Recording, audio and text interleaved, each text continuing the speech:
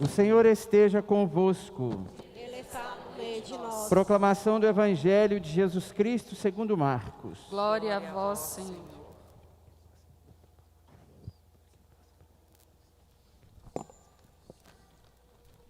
Naquele tempo, Jesus partiu com seus discípulos para os povoados de Cesareia de Filipe. No caminho perguntou aos discípulos: Quem dizem os homens que eu sou? Eles responderam: Alguns dizem que tu és João Batista, outros que és Elias, outros ainda que és um dos profetas. Então ele perguntou: E vós, quem dizeis que eu sou? Pedro respondeu: Tu és o Messias. Jesus proibiu-lhe severamente de falar a alguém a seu respeito. Em seguida, começou a ensiná-los, dizendo que o Filho do Homem devia sofrer muito, ser rejeitado pelos anciãos, pelos sumos sacerdotes e doutores da lei. Devia ser morto e ressuscitar depois de 3 dias. Ele dizia isso abertamente. Então Pedro tomou Jesus à parte e começou a repreendê-lo. Jesus voltou-se, olhou para os discípulos e repreendeu a Pedro, dizendo: Vai para longe de mim, Satanás.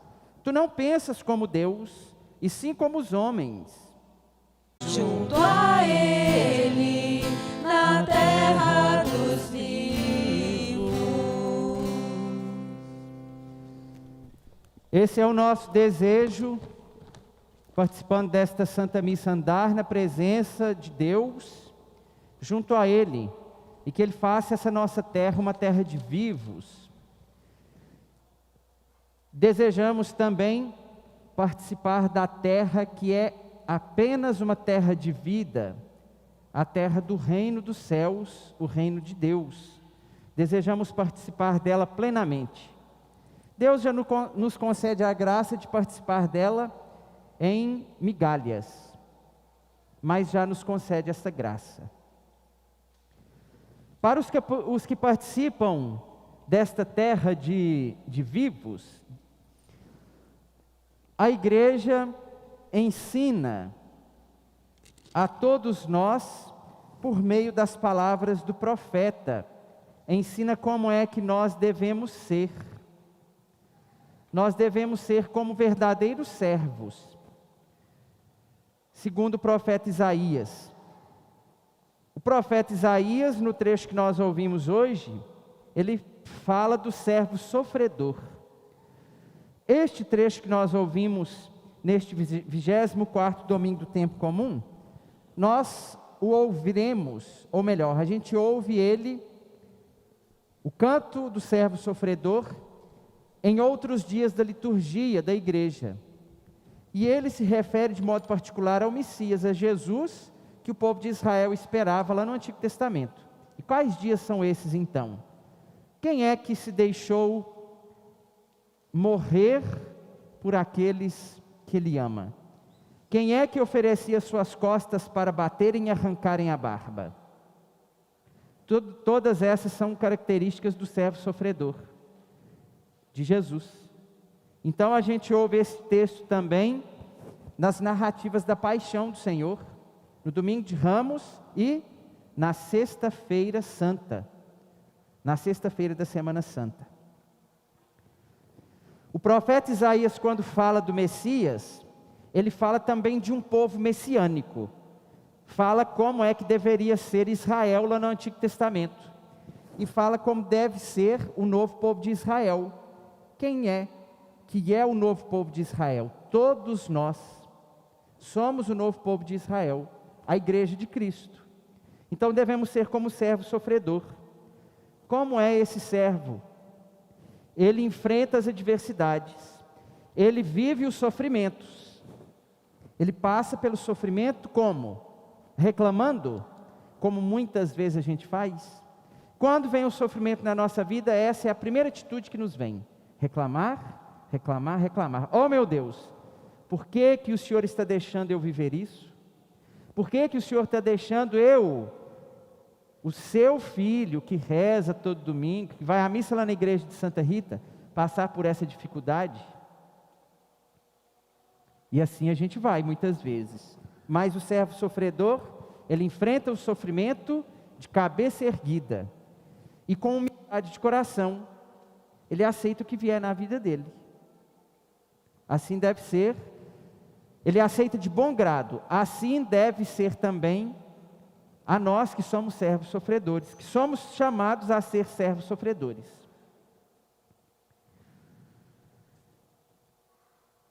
Por que que o servo sofredor enfrenta o sofrimento de cabeça erguida? Porque ele confia no Senhor. Porque ele confia que o Senhor é o seu auxiliador e que caminha junto com ele. Jesus confiava na presença do Pai. Jesus confiava que caminhava segundo o Espírito Santo. Então, por isso, enfrentou até a morte de cruz. Nós também somos convidados a viver nessa terra, nessa vida, em busca do reino de Deus, enfrentando as adversidades, sem reclamações, sem reclamar, mas de cabeça erguida, confiantes que o Senhor está junto conosco. A nós que somos chamados a isso, São Tiago diz que devemos ser católicos fervorosos. O que é ser católico fervoroso? Ser católico fervoroso não significa só dizer que tem fé. Não basta só ter fé. São Paulo, em uma de suas cartas, ele diz que para sermos salvos é preciso ter fé. Mas quando ele diz assim, ele emite a sua escrita para as pessoas que ainda não acreditavam em Deus. É necessário ter fé e fazer parte da comunidade de fé para ser salvo. Mas São Tiago, como nós ouvimos hoje, ele dá um passo além na vida de fé. Ele nos ensina que a fé sem as obras é morta. Ele fala o seguinte: mostra-me a sua fé que eu vou te mostrar a minha prática. Como é que nós podemos praticar a fé sendo católicos fervorosos? Ele nos dá duas pistas aí, mas tem muitas outras. As duas pistas que São Tiago nos dá é o seguinte: é que para nós não deixarmos o nosso irmão necessitado viver com necessidades para o seu corpo, necessidades físicas para o seu corpo. Essa é uma delas. Não deixar alguém que precisa de veste ir embora nu. Não deixar alguém que está com fome ir sem se alimentar. São as necessidades básicas que nós que temos, elas supridas, devemos saciar daqueles que não têm. Mas ainda ser católico praticante, homens e mulheres que são fervorosos na sua fé, que demonstram a sua fé por meio da prática, são aqueles que fazem o bem, que se perdoam mutuamente, que dialogam para viver bem a vida de fé. Então, tudo isso a igreja, por meio dos apóstolos, dos profetas, nos ensina. Como é que devemos ser católicos praticantes. São Marcos, no Evangelho de hoje, também nos ensina, a nós que estamos nesse peregrinar em rumo ao reino de Deus, para que nós entendamos e compreendamos o que São Marcos nos escreve, uma pergunta é necessária. E essa pergunta eu já disse a vocês, pelo menos umas 23 vezes durante esse ano. Nós celebramos o 24º domingo do tempo comum. Então, 23 vezes eu já disse a pergunta aqui, nas homilias. Qual pergunta é que nos ajuda a refletir sobre os evangelhos de São Marcos?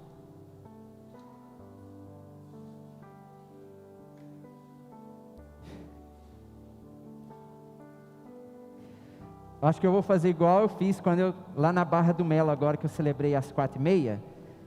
Eu vou apertar um pouquinho. Eu vou sentar ali, na hora que vocês lembrarem da pergunta, a gente continua a reflexão.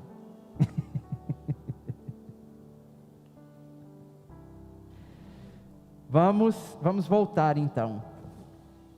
Na liturgia da igreja, nós celebramos no ano A, nós refletimos sobre o evangelista São Mateus. No ano B, São Marcos. No ano C, São Lucas. A, B e C. Mateus, Marcos e Lucas. E São João? São João na festa dos santos. Em cada evangelista, a gente tem um caminho próprio de reflexão sobre o evangelho. De São Marcos, uma coisa nos ajuda a refletir sobre o evangelho. Uma pergunta. Lembraram da pergunta? Vamos sair daqui hoje 10 horas da noite. Não vou poder esperar. Quem é Jesus? Quem é Jesus? O evangelista, do início até o final, tenta responder quem é Jesus. Vamos repetir para ficar bem gravado? Quem é Jesus? De novo, quem é Jesus? Então essa pergunta nos ajuda a refletir sobre o evangelho de São Marcos, o evangelho inteiro. Mas hoje, quem é Jesus que São Marcos apresenta para nós? Vejam só como ele começa o evangelho de hoje. Jesus partiu com seus discípulos para os povoados de Cesareia de Filipe. Primeira pista aí de quem é Jesus. É alguém que caminha. Não é alguém estático, parado. É alguém que está sempre em movimento, é dinâmico. E ele caminha como um cachorro perdido. Ele tem um interesse nesse caminhar. O que ele faz nesse caminhar? Ele anuncia o evangelho. Ele catequiza, segundo a linguagem dos catequistas, segundo a linguagem da igreja também, além a linguagem catequética é a linguagem da igreja, mas segundo outra linguagem da igreja, ele evangeliza. Então, Jesus, por essas regiões lá da Terra Santa, evangelizava e realizava muitos milagres. Porém, Jesus, ele reflete e faz uma pergunta sobre a sua própria identidade aos seus discípulos. Ele pergunta aos discípulos: quem dizem os homens fora da comunidade de fé, fora do grupo dos discípulos que eu sou? Quando Jesus faz essa pergunta, ele já dá a resposta para os discípulos, ele já ensina para os discípulos quem ele é. Porque segundo a compreensão hebraica, segundo a compreensão do povo hebreu, a expressão eu sou é um nome que era dado para Deus. Por exemplo, Javé ou Yavé, que eles nem pronunciavam o nome, nem pronunciavam esse nome, eles diziam Senhor. As letras que constituíam o nome significava eu sou, ou eu estou. É o verbo ser estar. Deus é. Deus é. Quando Jesus faz essa pergunta, o que ele quer dizer para os discípulos? Que ele é Deus. Ora, se eu sou significa o nome de Deus, então ele perguntou: quem dizem os homens que eu sou? Ele é Deus, ele já está falando na própria pergunta. Porém, quem não fazia parte do grupo dos discípulos de Jesus, mas que já tinha ouvido falar sobre Jesus e já tinha visto os milagres que Jesus fazia, ficavam admirados com a sua autoridade, com tudo aquilo de bem que ele fazia. Então, eles reconheciam que Jesus era especial. Então, por isso eles diziam: que Jesus era João Batista, que tinha sido decapitado, que tinha voltado a essa vida. Eles diziam que ele era um grande profeta.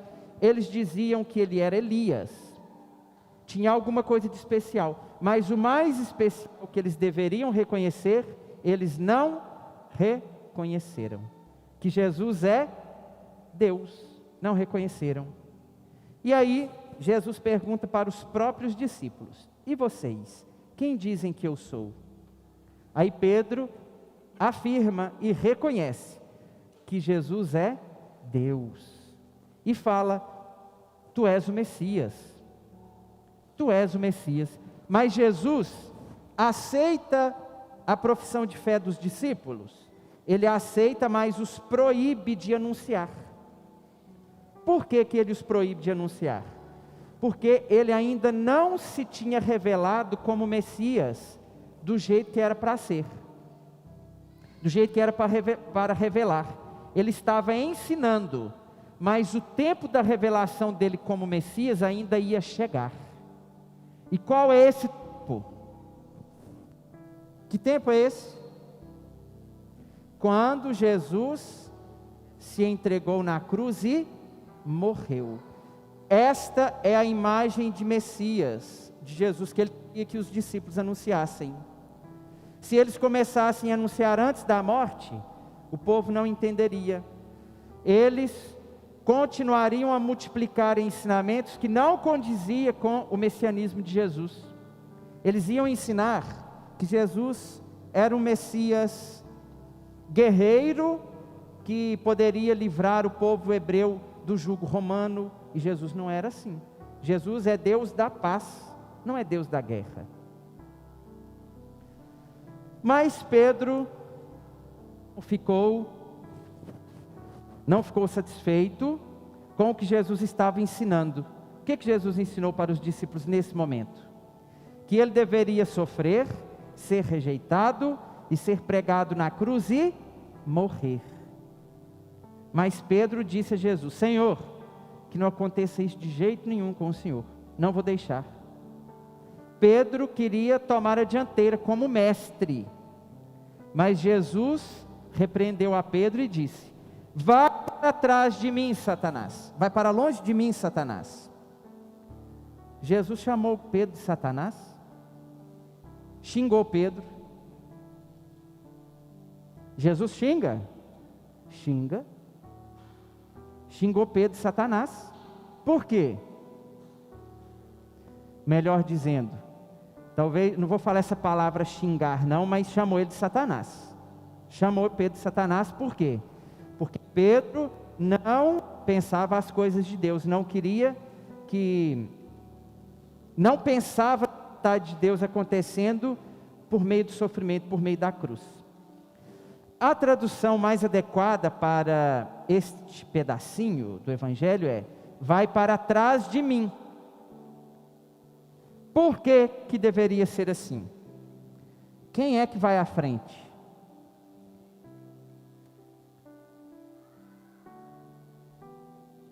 Jesus é o quê? O Senhor, o Mestre, é aquele que ensina, não é isso? É Ele que indica o caminho. Nós sabemos o caminho? Ele sabe, Ele é o caminho, a verdade e a vida. Então o Mestre vai à frente. Pedro era mestre? Pedro não era mestre. Pedro era o quê? Discípulo. Qual é o lugar do discípulo? Atrás do mestre. E o discípulo vai atrás do mestre com as mãos abanando? O que o discípulo leva atrás do mestre? O que está no finalzinho do Evangelho, lá no versículo... Muito bem. Lá no versículo 34. Então chamou a multidão com seus discípulos e disse: se alguém me quer seguir, renuncie a si mesmo, tome a sua cruz e me siga. O discípulo então vai atrás de Jesus, carregando a sua cruz. Querido povo de Deus, que o Senhor bom Jesus nos ajude a ter consciência de discípulos, a ser católicos fervorosos, discípulos verdadeiros que expressam a sua fé por meio das práticas. E por meio desta sagrada liturgia, o Senhor nos ensine a tomar cada um a sua cruz e seguir atrás de Jesus. Reflitamos então um pouco mais sobre estas palavras que nos foram anunciadas pela igreja.